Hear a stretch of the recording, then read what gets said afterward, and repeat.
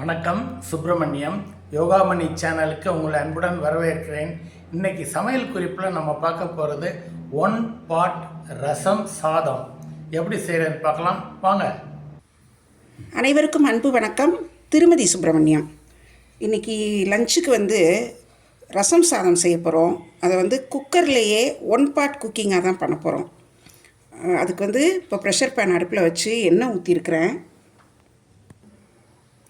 1 spoon கடுகு உளுந்தம்பருப்பு சேர்க்குறேன். 2 மிளகா வத்தல் கிள்ளி வச்சது, 2 பச்சை மிளகாய் நீளமாக நறுக்குனது, அதையும் இதில் சேர்த்து கிளறிடுறேன். பூண்டு தோல் உரித்து நல்லா தட்டி வச்சுருக்கிறேன் 2 ஸ்பூன் அளவுக்கு, 2 டீஸ்பூன் அளவுக்கு, அதையும் இதில் சேர்த்து நல்லா வதக்கிடுறேன். மிளகுத்தூள், சீரகத்தூள், மல்லித்தூள் ஈச் 1 டீஸ்பூன் எடுத்து வச்சுருக்கிறேன், அதையும் இதில் சேர்த்துறேன். 1/4 டீஸ்பூன் மஞ்சள் தூள், பெருங்காயத்தூள் 3/4 டீஸ்பூன், உப்பு தேவையான அளவு. தக்காளி பொடியாக நறுக்குனது 3/4 கப். இதை நல்லா இதில் சேர்த்து நல்லா வதக்கிடலாம். குழைவாக தக்காளி நல்லா குழைவாக வதங்கிடுச்சு. சாப்பாட்டு அரிசி 1 கப்பும் துவரம்பருப்பு 1/4 கப்பும் எடுத்து ரெண்டையும் ஒன்றா கலந்து நல்லா களைஞ்சிட்டு ஒரு 10 நிமிஷம் சோக் பண்ணி வச்சுருந்தேன். அதையும் இதில் சேர்த்துறேன். ரசப்பொடி 2 டீஸ்பூன் சேர்க்குறேன். பச்சை கொத்தமல்லி ஒரு 2 டீஸ்பூன் இப்போ கொஞ்சம் சேர்த்துடலாம். அப்புறம் கடைசிலையும் கொஞ்சம் சேர்க்கலாம். புளி ஒரு மீடியம் சைஸ் எலுமிச்சம்பழம் அளவு எடுத்து அது நல்லா சோக் பண்ணி வச்சு நல்லா கரைச்சிருக்கேன். ஒரு 2 கப் தண்ணி அளவுக்கு ஊற்றி கரைச்சி வச்சுருக்கிறேன். அதை இப்போ இதில் சேர்த்து நல்லா கிளறி விடுறேன்.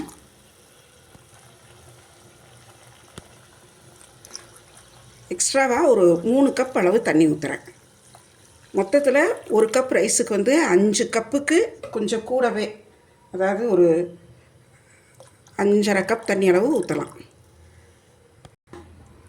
இது நீங்கள் லஞ்ச் பாக்ஸ் ரெசிபிக்கு காலையில் அவசரத்துக்கு டக்குன்னு குக்கரில் எல்லாம் ஒன்றா போட்டு வேக வச்சு எடுத்து வச்சிடலாம். ஈஸியாக இருக்கும். தொட்டுக்கிறதுக்கு கூழ் வடகம், அப்பளம், சிப்ஸ் அதெல்லாம் நல்லாயிருக்கும். டைம் இருந்துச்சுன்னா உருளைக்கிழங்கு பொரிச்சுக்கலாம். இந்த வீடியோ பார்த்துட்ருக்கிற நம்ம நேயர்கள் இது வரைக்கும் யோகாமணி சேனலுக்கு சப்ஸ்கிரைப் பண்ணலைன்னா சப்ஸ்கிரைப் பண்ணிக்கோங்க.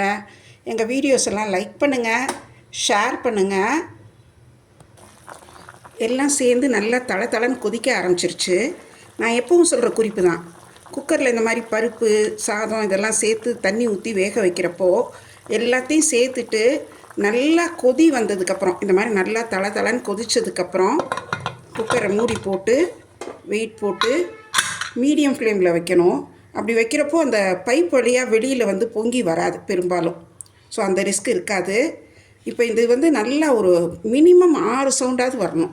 ஏன்னா இதில் நம்ம புளி சேர்த்துருக்கோம், உப்பு சேர்த்துருக்கோம், அதெல்லாம் சேர்ந்து வேகிறதுக்கு கூட 2 விசில் தேவைப்படும்.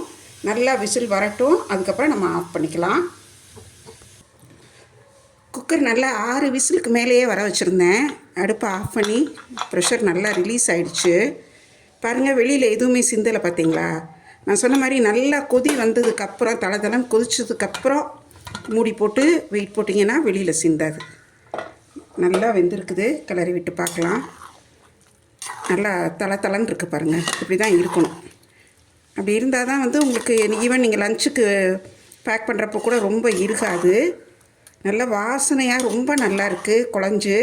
இப்போ இதை ஒரு பாத்திரத்தில் எடுத்து நம்ம பரிமாறிடலாம். நல்லா சிம்பிளாக செய்யக்கூடியது ஒரு lunch box recipe, 1 pot recipe. குக்கரில் ரசம் சாதம் ரெடி ஆகிடுச்சு. நல்ல வாசனையாக நல்ல ஃப்ளேவர்ஃபுல்லாக இருக்குது. டேஸ்ட்டும் ரொம்ப நல்லா இருக்குது.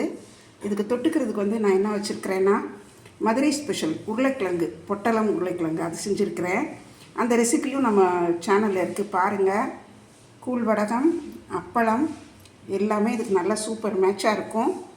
செய்து பாருங்கள், எப்படி இருந்துச்சுன்னு சொல்லுங்கள். இந்த வீடியோவை லைக் பண்ணுங்கள், ஷேர் பண்ணுங்கள்.